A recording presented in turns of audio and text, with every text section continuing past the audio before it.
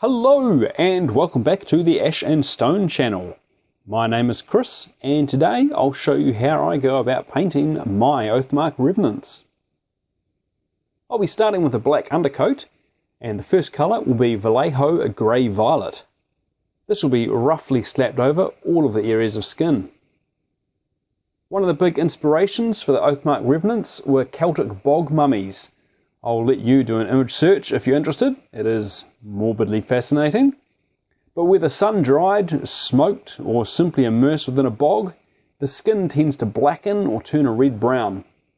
I've chosen to head towards the blackening, and grey violet is an excellent muddy grey mid-tone that won't be as sterile as a pure grey would be. It takes a couple of coats to get an even coverage using the Vallejo air paint, and I hit a couple of pairs of trousers while I've got this colour out. Next up, I'll grab Vallejo Field Blue and I'll be painting the remaining trousers. This adds a little bit of variation, there isn't going to be much otherwise, and adds a neutral but slightly blue colour to the trousers.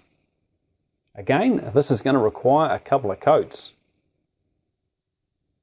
Vallejo German Camouflage Beige is up next, and I'll use it to paint the leg wraps and the ties on the axe head.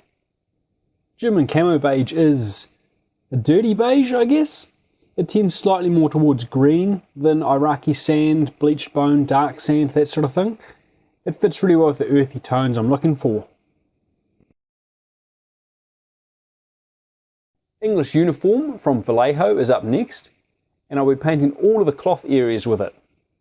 Again, it's nice and earthy, and it will contrast well with the aged bronze when that's done.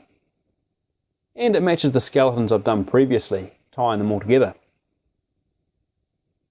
This will require a second coat in some areas, though I'm happy to leave it patchy and only focus on the especially bad areas. The final base colour at this stage is Vallejo Chocolate Brown.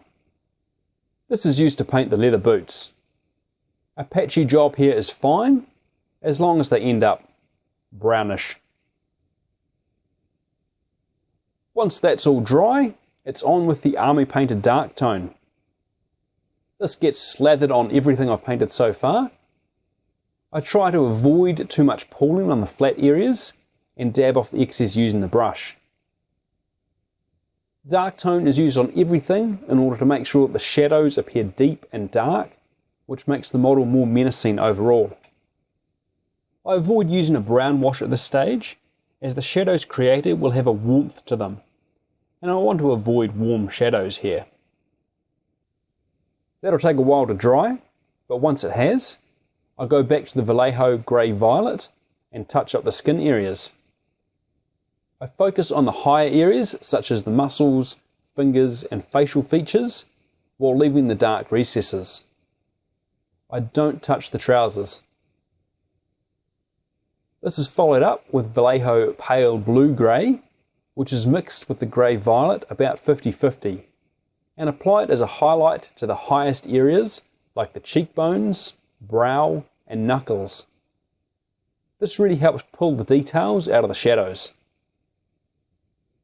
The final step for the face is to grab some white, and using a nice fine brush, I paint the teeth on those models that have them exposed.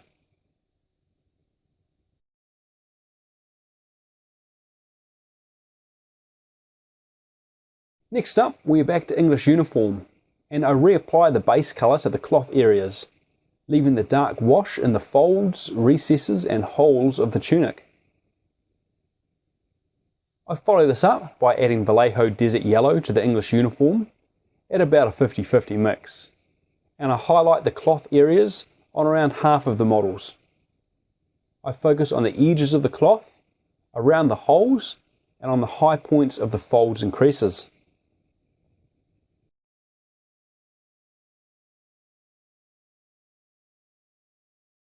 For the other half, I mix Vallejo Iraqi Sand with the English Uniform at around 50-50 and highlight the same way I did with the previous figures.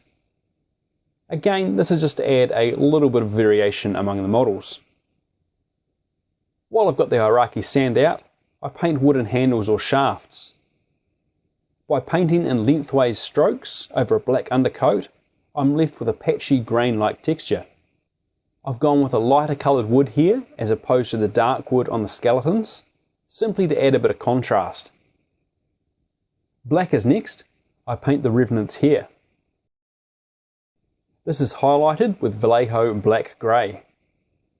The way I understand it, as long as it's not destroyed, here retains its colour, even after thousands of years in the ground. So any hair colour is fair game. Here I chose to do a ginger. With the basic colours done, I give the models a spray using Tamiya Flat Clear to remove the shine from the wash and add a protective layer to what I've painted.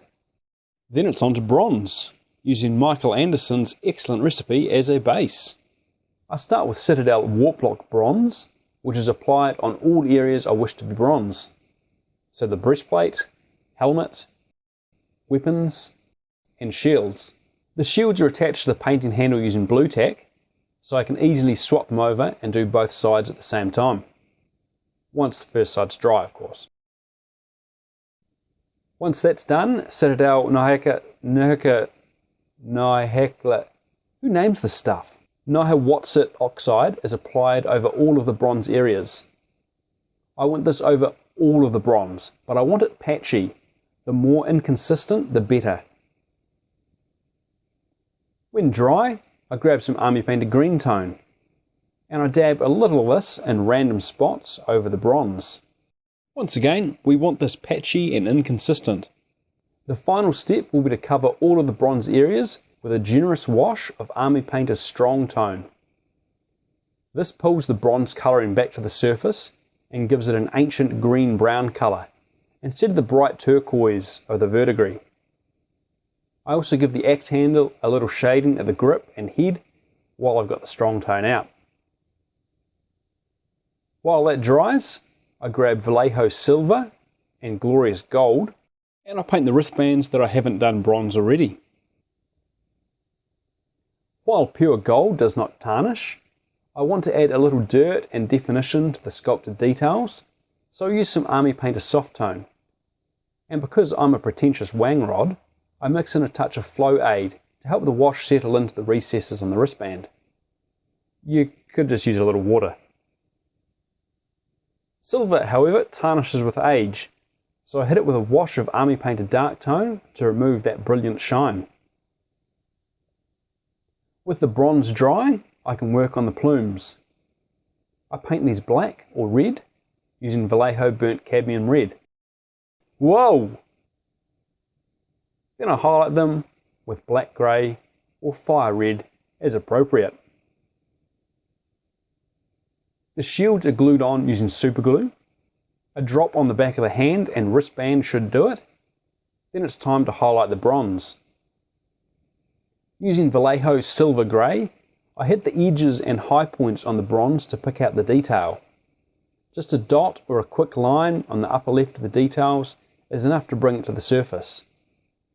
I find if you skip this step, the bronze ends up very flat and you lose the details. I found it especially important to hit the edges of the helmet around the face. If you don't, the face tends to disappear within the helmet, but this quick highlight really pulls it back out. Then you base them as you see fit. The unit banner was made using the same technique I used for my skeleton banner. There should be a link to that somewhere here if you want more details on that. And that'll finish off the unit.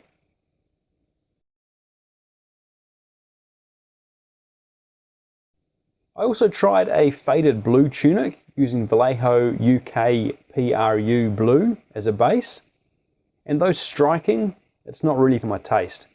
But I thought I'd include a picture as it might suit one of you, dear viewers. So with that, thank you very much for watching. I hope you found the video helpful, or at least diversionary. Let me know down below. Anyway, we'll see you next time. Cheers.